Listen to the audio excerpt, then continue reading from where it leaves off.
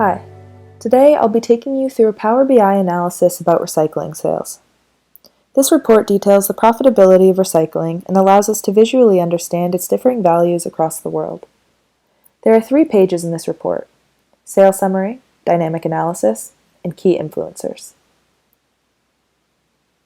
Also at the top of this page are 5 drop-down menus: calendar, item grouping, geography, sales territory, and customer.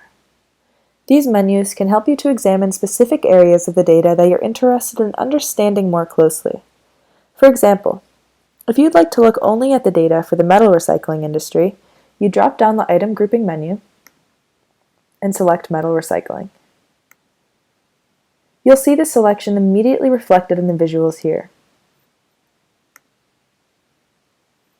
This visual here is for trending sales.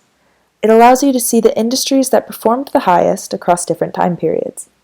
In this example, it looks like steel manufacturing performed the best in the winters of 2018 and 2019. Visuals like this allow you to easily locate patterns in the data, like higher wintertime performances that might have otherwise been hidden. Below this is a module that allows you to compare your sales performance to your budget allocation. On the right here is a visual with the top 10 customers and their total sales, and even a map that pinpoints the location of sales across the globe. Now let's switch over to the dynamic analysis page.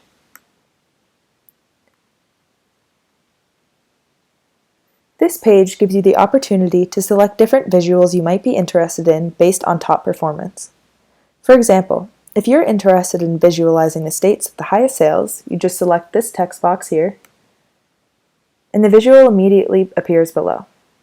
Here you can see that California is the highest performing state. This was a brief summary of some of the useful visuals included in the sales analysis built by Collectiv. Contact us at gocollectiv.com to work with us.